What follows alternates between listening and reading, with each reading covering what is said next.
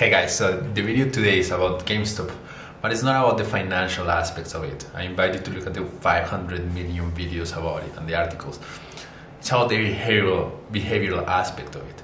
I'm bringing this topic because no small percentage of my athletes invested in Gamestop. I don't know if they make money or not, that's not important. But that made me think a lot about their motivations, what they were trying to do, and just the behavioral aspect. Investing is very interesting to me because investing is the combination of emotional intelligence, behavioral wisdom, and critical thinking. You have to know yourself very well. You have to be able to parse information that is full of noise, and you have to be able to read cultural trends. It's very interesting. What I want to do in this video is use this example, use Gamestop to showcase a process that I go with my athletes when they're setting up any type of project. The main objective of my work is to help my people complete their project successfully. And in doing so, my hope is that I'm going to bring them closer to who they want to be. That is it. And so I want to use Gamestop as an example here. Let me start by saying something. For me, a project is any activity, any action really, that has a desired outcome. Thinking, this is David Allen's framework, and thinking that way is very, the cat is here.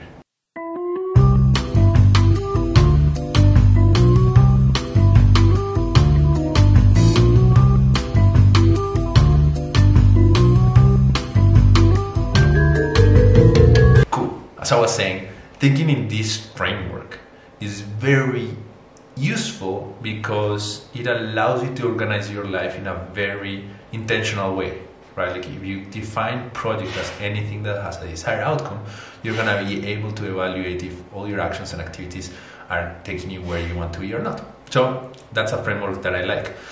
And so when I was thinking about what my athletes were doing with Gamestop, I realized that one of the things that we don't do often is we don't have this project approach to all areas of our life. We only have this project approach to some areas of our life. And the problem is that in doing that, all the things that you want to achieve get lost in the track, like get lost in between the lines, right? Because you're only gonna be intentional in some parts. And so that is the first thing that I noticed from the Gamestop example, and that was very useful here. So what I want to do now is present to you 4 questions that I use whenever I am setting up a project with my athletes or evaluating an ongoing project. The first question is, why are you doing what you're doing? And so that's a fundamental question, right? But it often, if you present it just like that, it can often lead to vacuum answers. Right, like it can lead to answers that are morally correct but void of meaning. Like, I want to be a good person. Awesome. Nobody can tell you that that's an invalid reason, but it might not be a very honest one. It might not be very specific. So I take that question and I usually put it in a different, like shape, and I ask, what are you getting in return? Like, what is going to come back to you after you do this project? And that grounds it first in this project kind of framework mindset, but it also specifies it a lot. So if we were going to talk about Gamestop, for example, the 3 answers that I got was fun. I did this for fun. I did this to give a finger to Wall Street. I keep saying Hollywood for whatever reason. And third, to make a little bit of money, right? And so those are good answers, right? Like that's what people want to get in return. I would want them to be specific. So with fun, there's no problem. Fun is very specific, right? It's like, I want the feeling of joy. The cat is again here. We're gonna let her cry. No, actually, cat intermission.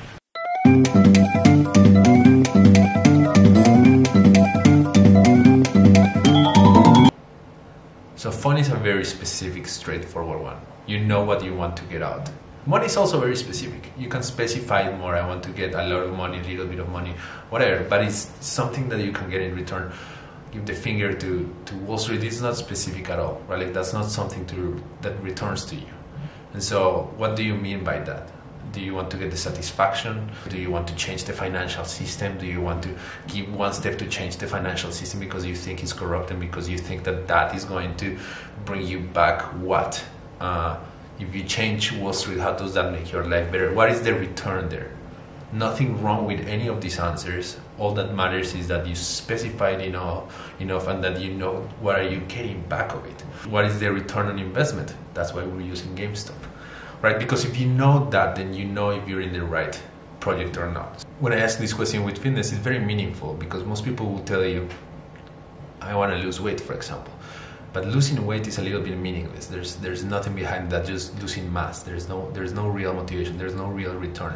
When you ask them what happens in your life after that, how is your life better, then you start getting the real answers, right? Like, and so a lot of people will tell you they gain confidence. And they're gonna be able to perform better at their job because now they have the confidence to stand in front of people and talk.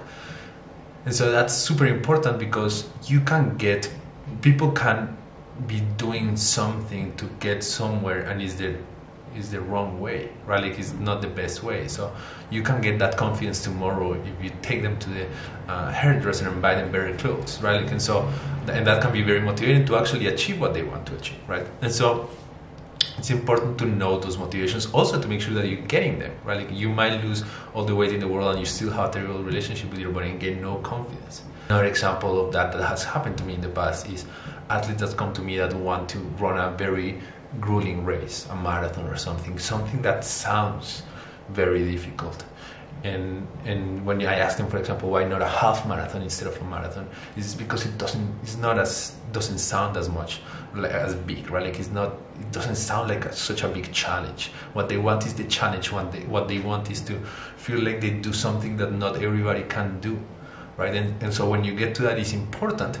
Because one thing that I tell my runners is like, next time that you run a marathon, realize that you're surrounded by thousands of people that run marathons. It's something that most everybody can do. So if what you really want to do is to do something that most people cannot do, a marathon is not the way to go. And it's important to realize that because otherwise you're gonna end up running a marathon so blinded by a goal that is not getting you where you want to be, surrounded by people that is doing the same as you, and you trying to feel special surrounded by people that is doing the same as you, right? Being no special at all. And so that's important. It's super important to know why are you doing what you're doing, what do you want to get in return. That's the first question and the most fundamental one. Second question, what could you be doing instead? So this question really talks about time and resources. What could you be doing instead of putting money here, right? Like, so in the example of Gamestop, if you were to take this money and put it in other projects, would that be better, right? Like, what could you be doing with that money? That is a very grounded question, especially if you're thinking on your life in terms of projects, because if you allocate those resources somewhere else, maybe that's gonna get you better returns to where you want to go. It happens, for example, with my athletes. Again, let's go back to the marathon example. When I ask them, like, okay, so you're gonna be running 4 hours every Sunday, what could you be doing instead? And often the answer in that case is like, well, I could be with my family. You know, okay, what's more important? Yeah, like maybe being with my family is more important to me actually. And so maybe I just want to give it an hour. Awesome. So that changes the thing, right? And it works the other way too, especially in the fitness world. I often tell people like, okay, what would you be doing instead if you don't go out work out after work? Well, I will work more. Like most people will not leave the work earlier, they will just work more. And that's awesome to know because it works the other way. It makes you go work out because you're like, I know that working more is not what I want. And so, like it changes the perspective. So what could you be doing instead is also a fundamental question. It focuses you on the inputs. What are you doing with your inputs, right? And what are you doing with your inputs is probably one of the most important questions in your life. Third question, is this the best way? Is this the best way? Don't get in the trap of perfection. We're not asking that question because we want to know, like, okay, what is the best way so that I do that? We're asking that question because often we're trapped with shitty solutions to big problems. if you what really want is to gain confidence, to make your life better, to be better at your job, running a marathon might be the shittiest of all the solutions. What could be better? And think about that question without reservations, without limitations. What is this the best way? What could be the best way? So in the case of Gamestop, for example, it's very useful. It's like, is this the best way to get fun? If you were getting fun, and for many people will be like, yeah, because it's a little bit risky, and I don't really care, and it's super like contemporary, and like, okay, great. Is this the best way to give the finger to Wall Street? Maybe it is. It doesn't matter, but if there's a better way, maybe try something in between, right? Is this the best way to get money? Is it the best way to grow your money? So thinking about the best way there is gonna really lead you to, am I cutting myself short? Because we always are, right? Like, and we might be putting our time and effort in shitty solutions, right? So is this the best way? Last question. And once you have solved the three previous ones, this one is gonna maybe be not necessary, right? Like, but maybe if you answer all those questions and you still like, okay, this project is still standing, you will ask yourself, like, does this align with who I am? Does this take me to where I want to go? And that is always a fundamental question. It is the most complicated question. I leave it to the end because most people don't know what they want. Most people don't know who they are. Most people don't know who they want to be, which is fine. There's nothing wrong. It just means that the question don't apply to them. It also means that like they don't have a direction, and if they feel directionless, then that's a problem. If they don't care, then they don't care. It's not a problem at all, right? But making sure that what you're doing aligns with who you are or who you want to be is the most important thing, right? And so, in the case of Gamestop, is like, does this align with who you are? Like, you're gonna take money and invest it here and kind of for the fun of it? Yeah, it could be totally awesome, fantastic. No, it doesn't. Okay, then don't do it, right? And so that is fundamental. And so answering those 4 questions is an easy way to make sure that your project is worth it, is worth your while, right? That is it.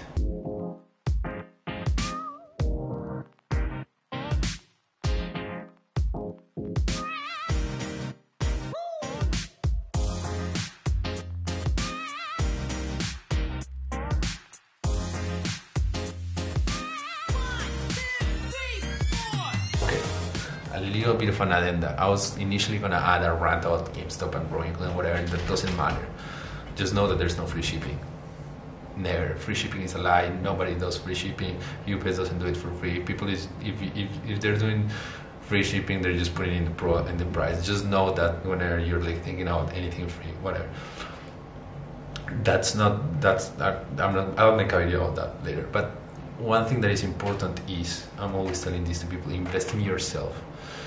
If you're investing anything, invest in yourself. Believe in yourself. Invest in people too. When I work with athletes, I often have given money to my athletes, and I have put that in the expenses of my accounting. Literally, you can come and check them, and you can ask athletes of mine if I have given them money, because I believe in them, because I believe that that's gonna come back towards me, and it has. So invest in yourself and invest in people. Don't invest in trends and so on that don't have people behind, because if you do that, you're gonna end up in what is most likely a pyramid scheme of people that came before you, telling you that this is a good idea and they're gonna benefit from your money. It's not the people that you pay the money to who benefited from your money. It's the people that were behind you telling you to invest that benefited from your money, in the name of whatever it is. So whenever you're investing, make sure that, like, even if you're investing in another person, you're investing in yourself. You're investing in your network. You're investing in your growth. You're investing in yourself, right? Invest in good people too. Invest in people that is gonna do something good with that. That is the only rant that I'm going to add to this, which I thought it was worth it. Anyhow, I hope you like this video. If you do, please share it, like it, share it, subscribe, all the cool things.